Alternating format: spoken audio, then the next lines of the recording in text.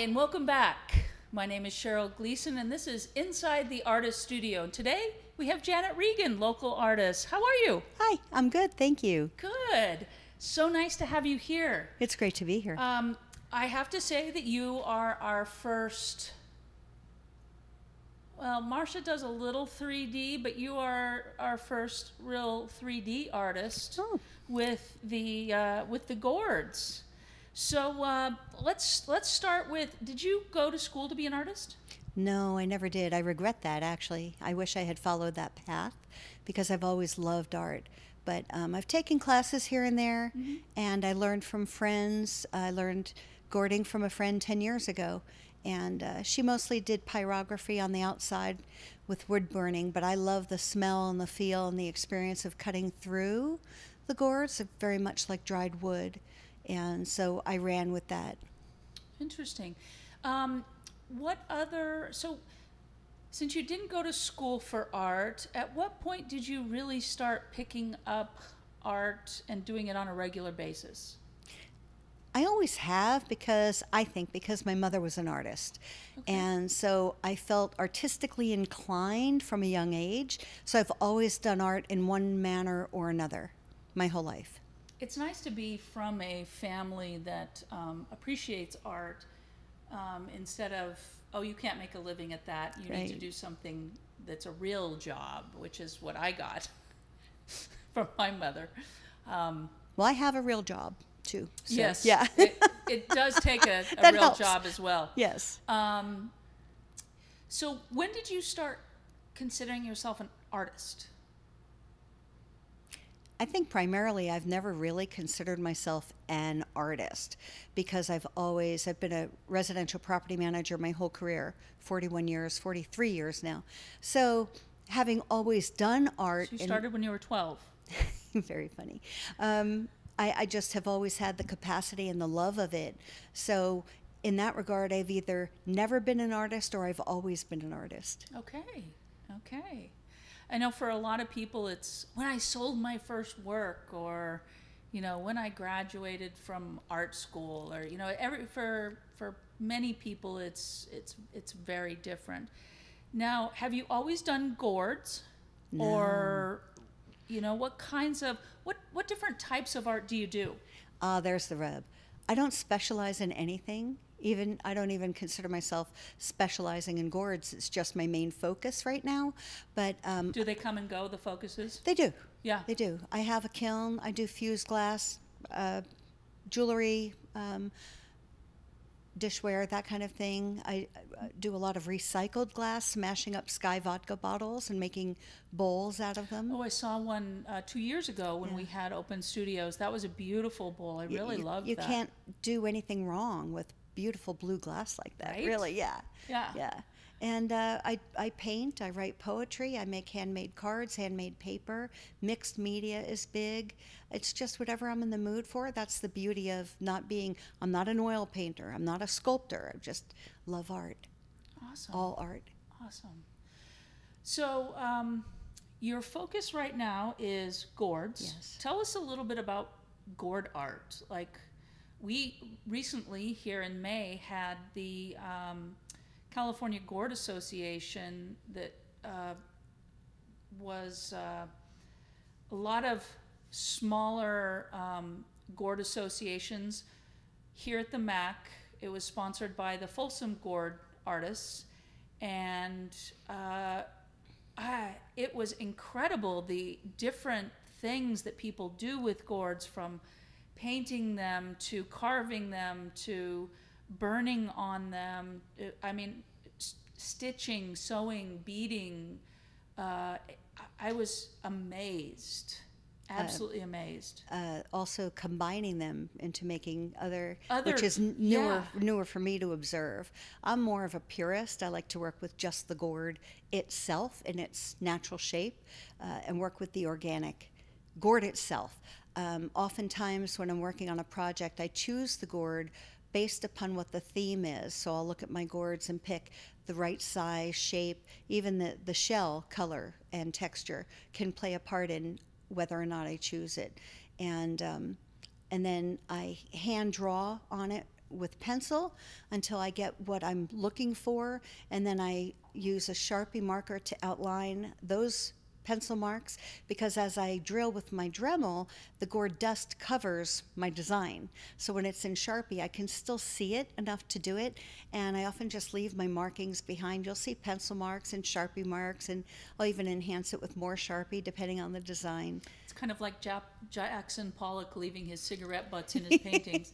It's just part of the process, people. It's just part of the process. You'll find a lot of cat hair in my paintings. And dog hair in mine as well. Two cats, 2 dogs that cannot be avoided. Yeah, I should just start labeling everything mixed media. Because that's really what it ends up being. Now, you do a lot of cutout. Mm-hmm. And what's the name of this piece? Head Over Heels. I just love the pun and the way you play with it. It's almost whimsical, but it has this sort of serious side to a lot of your work. Tell us about this piece.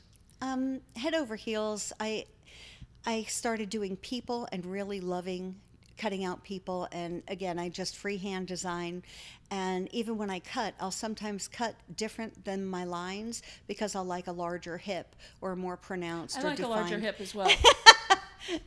A more defined calf or something, so I'll do that as I'm just free-forming. Now, have you ever done any abstract people yet? Yes, a little bit. Nice. But as I was doing this one, I did my impetus for this one was just 2 people. She was standing on her head, and he was standing upright, and he was holding her ankles across the entire gourd. It was just 2 people, and I just loved it. So then I did this one, and every other person is standing on their head, and the support is they're holding each other's ankles. Yeah.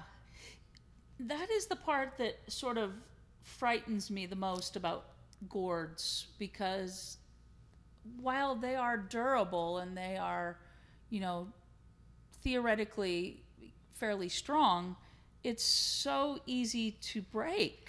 They're very fragile. Yeah. I sometimes break as many as 2 out of 3.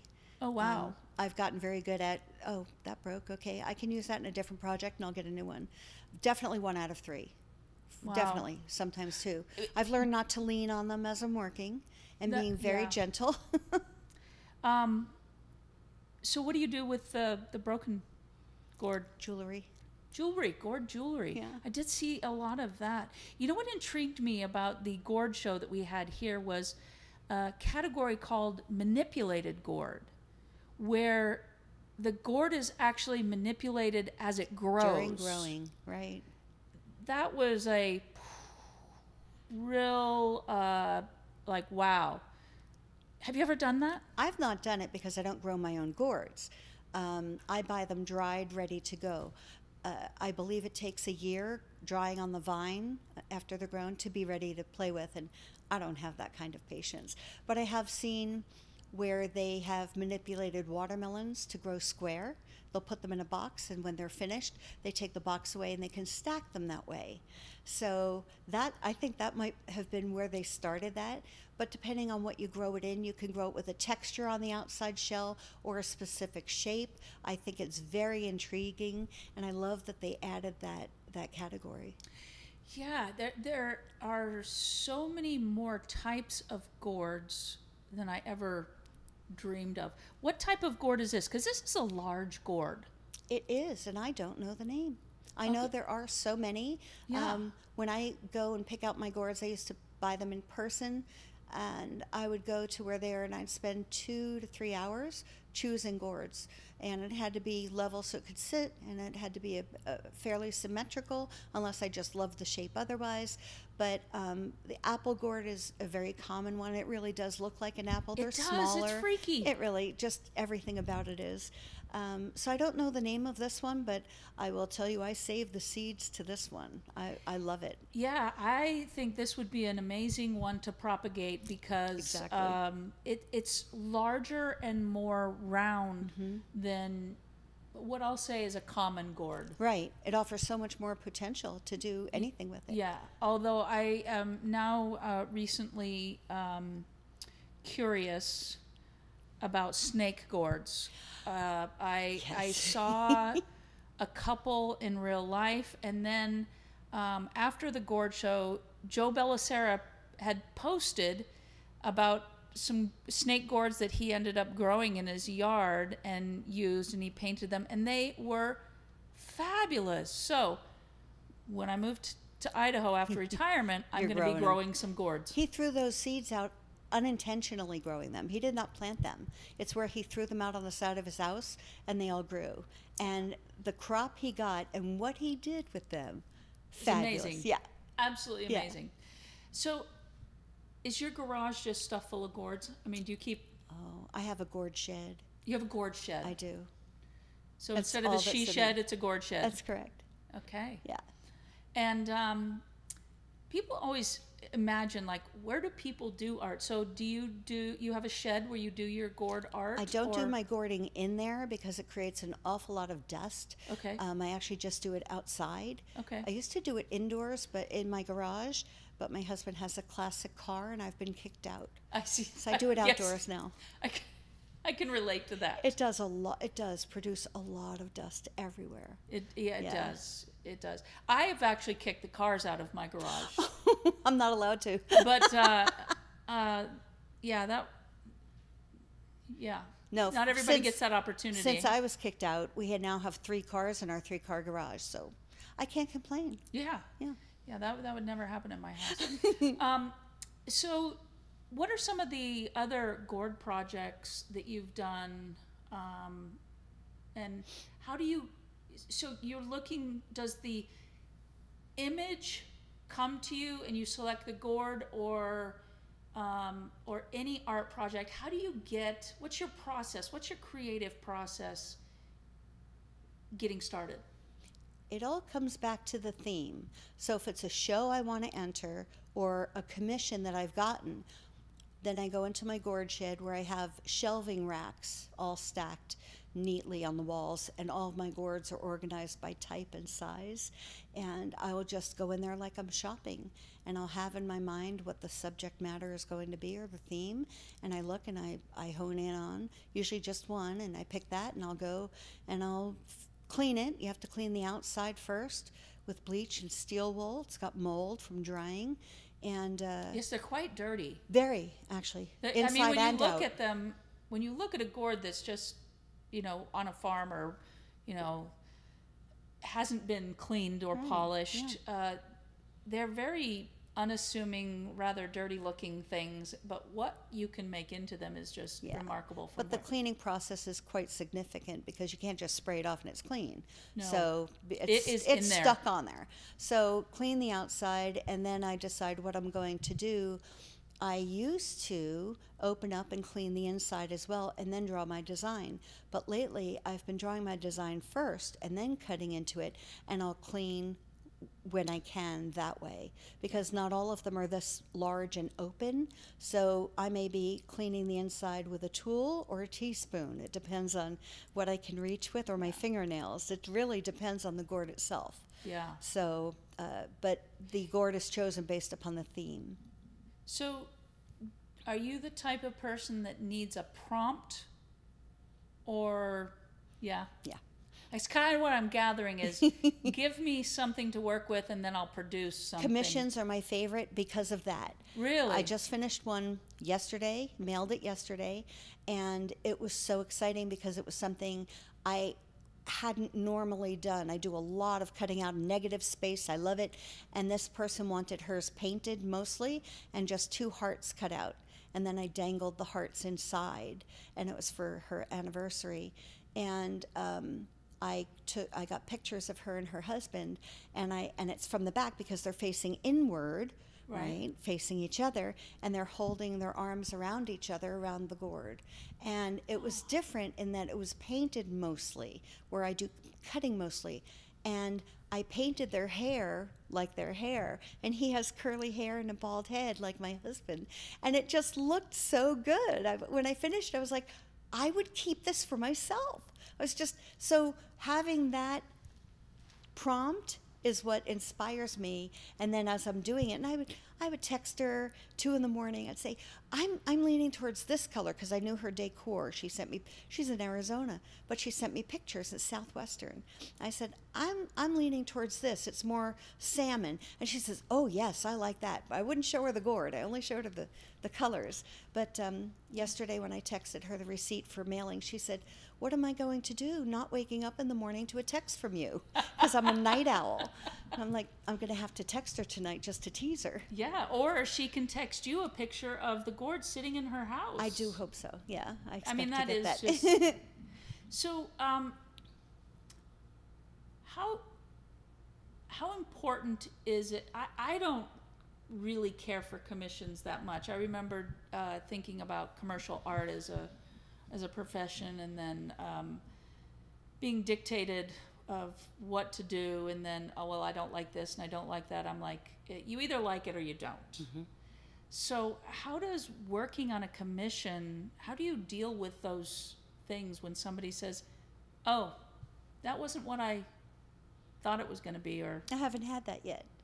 Well, that is fabulous. But it's because of my level of communication, I think, because they love to be involved in the process. And especially, they're commissioning you to do it. I don't take a deposit, and I don't take payment until after they receive it and they love it. And if they don't love it, I'll take it back. That's how much confidence I have in my own work, because it may not be what they envisioned. Right. I'm prepared for that mentally. I don't expect them to take it. I hope they'll take it. But right. If they send it back, then I just have another piece of my own work to do something with later. But like I said, I involved her in the process, and she had sent me pictures of her and her husband, and then I realized, and I drew them on there, face and everything, glasses. I realized, no, they're not facing out, they're facing in, they're hugging. So I said, I need pictures of the backs of your heads, I'm sorry. So she's awesome. Yeah. That's awesome. Oh my goodness. When you think about a genre or a type or a style of art that you personally like, what do you like looking at? Abstract. Abstract. I love abstract. What is Picasso, it about abstract? Miro. The use of color is a big one, because in abstract art, it's all awesome, often out there. It's not just like flesh tone, whatever, blue right. sky. Abstract can be anything, and that appeals to me. The context of it, everything, even texture, Picasso, Miro, I just Matisse, there's just something about that. And I love doing the human form a lot, whether I'm painting or sculpting or whatever, and just seeing the human form as they perceived it in their abstract representation, it just almost makes me giddy to look at. I love it. Yeah, I do like Moreau. I love his each area of the painting is it's almost like its own little piece. Like you could select pieces of his paintings and they could be individual paintings in and of themselves, mm-hmm. with all that is going on. Now, is a lot of his work was very archetypal, and these images that he sort of related to, some might even say primitive imagery, mm-hmm.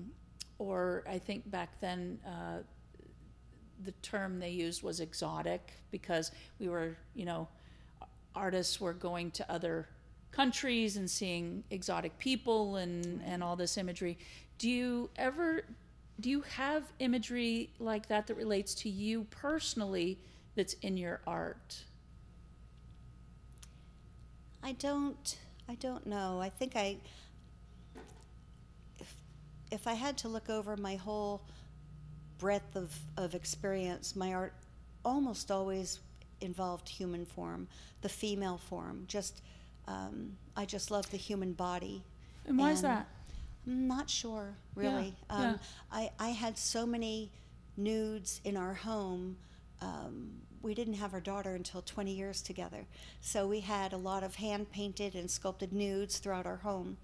And when my daughter was in kindergarten, one of the other parents was very fond of me, and he shared with me that the other parents weren't letting their kids come over to play with Chloe because of the nudes. I took them all down because I'm like, I can't, I have my self-expression, but my daughter, her social well-being is much more important. Right. And only now that she's 22 and in the Army, we're like, should we bring those back out? Because we still have them. Yes, that is that is where we as a country sort of, we body shame, and if we were in France or in Spain or in a lot of the UK, the human form is this beautiful thing that you go to a museum to seek out, right, to study, and here it's seen as perverted and shameful, disgusting. and all Absolutely. these things, and it's sad. It's very much sad. I totally agree with you, because I was our nieces came over, and when they went home, why does Aunt Debbie and Cheryl have a lot of naked ladies in their house? Yeah, exactly. Because I was an art student. I studied art history. I too love the figure. But that's why you don't know that of my work, because you know my work from being in shows. Yes. And I can't put those in shows. They Right. have to be family friendly. Yeah. Unless you're here at the MAC, and then we're a little bit more broad line. So you like abstract art. Have you ever done a really, truly abstract gourd before? Not necessarily. Not abstract. No. My favorite gourd that, I love spirals, and I've done a lot of spiral work where I'm cutting around and around and around. And I have a light in my office building that is over the reception desk that was it was bigger than this, taller than this one. And I did spirals, like maybe 14 of them. And about 4 or 5 of them broke off as I was working, even though I learned to hold the back of the spiral as I'm drilling. And I was very upset because it was just gorgeous. So I took copper and cut spirals out of the copper, and I dangled them where the spirals used to be, because I'm working and I'm drilling and cutting, and it would go bling and fly across the room. And I'm like, no, maybe I'll glue it. But when 4 or 5 go, no. And I hung the spirals made of copper from the vacant spaces and hung it in the reception area with a $10 light fixture from Lowe's, and it's a $400 light. It's absolutely stunning. That is the part of being an artist, especially if you're working in 3 dimensions. I can remember I've done some stone sculpture, and, one might be a little fracture that you don't see in the stone, mm-hmm. and one little hit and a big chunk comes right. out. Your whole sense of what you were working on and the composition of that is now completely out the door. Absolutely. So you really do have to punt. Yeah. That's why when I'm doing something like this, I start in the middle and I work my way out to where the line is, and then I try and follow the line, because the drill bit, the burr, can also catch on the gourd itself and just put a big divot where one was not supposed to be. Right. So I start on the middle and I come out, and then I also again go outside my lines in case of that. And then when I'm all finished, I put a different burr on for buffing, and then I'll smooth those lines, bevel my edges, and refine the shape that way. But for the major cutting, because of so much possible potential for damage, I'm very careful. So prompts are what get you going. So the abstract show that we have coming up at City Hall, Abstraction, mm-hmm. Are you working on something for that? Mm-hmm. Okay. Yep. Very exciting. Now, you are going to be in our open studios. Yes, I'm very excited about that. Yes. Tell us what kind of things can viewers expect to see at your table at open studios? That's one of the reasons I'm so excited, is because it's not like in May last month, I participated in the gourd show for the first time ever. I was never in a gourd show. Which, by the way, congratulations, because you got a ribbon. I did. I was very excited. For my first time. I've been in art shows. I always enter. Yeah. It's fun. But a gourd show was my first gourd show. And the amount of talent in that room, in that building, just blew me away. Incredible, weren't they? Yeah. Yeah. Incredible. So much so I forgot your question. Oh, abstraction. Oh yes, what I will see Oh, at no, the I'm studio sorry. tour. Studios. Yes. That's the reason I'm so excited, is because I do love to do art so much, and I do so much different art, and I'm just going to bring a little bit of everything. I'll have gourd birdhouses, gourd fine art, jewelry. Some glass. Absolutely, some glass. Yeah, just a little bit of everything. Handmade Awesome. cards. Mm-hmm. Oh, some handmade cards. Yeah. Now, do you? Each card is hand painted, or one at a time? Yeah, one at a time. I don't use paint very much. A lot of mixed media. I love alcohol ink. I love iridized acrylic paint. I'm really digging that lately. And I'm mixing that with the alcohol ink. I'm just kind of playing around. Yeah, I've never really worked a lot with the alcohol inks. I tried to do it once on an encaustic piece, and I clearly was doing it wrong and need a lesson. But I have some. I haven't I can done show anything. you. It may be how it was interacting with the wax, though. It's Yeah. good on metal, on shiny. I get photo paper at the dollar store and play with it on there. It's so much fun. Oh, interesting. Maybe we'll have to have you do a little alcohol I'm ink available. workshop. Okay. Okay. Well, Janet, thank you so much. Where can we find your art? Aside from you, we have Open Studios coming up, which is in September on the 18th and 19th. You're oftentimes at City Hall in our Art at City Hall shows. Right. Do you have a website? Reagan3.com, Regan, the number 3.com. It's not been updated, but it gives a sampling of what I do and has my contact info. And right now I'm in the Changing Perspective show at SAC Fine Arts in Carmichael. Okay. So in a previous conversation with another artist, Marcia and I had talked about the lack of artists wanting to do the business aspect of updating our websites and things like that, because it is not a creative process. Right. It's work. And it's work. Yeah. Yes. Yeah. Let's be real. It's work. And it's not what our favorite thing to do is. Are you on Instagram or any Facebook or social media? I'm really not as far as presenting my art. I'm on Facebook socially. I want to learn how to do Instagram. I know it's out there, and I know I should be on there. As an artist, definitely. Yeah. I highly recommend catching maybe one of Kate Farrell's classes that she's teaching. She's wonderful. She's absolutely wonderful. On her email Shout out list. to Kate Farrell. Yes. Any artist that needs some business coaching or she's got it dialed in. She is really, she's helped me out several times. And she's an amazing presenter. But so work on that website. We look forward to having you at Open Studios here at the MAC with 9 other artists. That's it for this week. Janet, thanks for coming in. Thank you for having me. This has been Inside the Artist Studio with Janet Reagan. I'm Cheryl Gleason here at the MAC. Stay creative.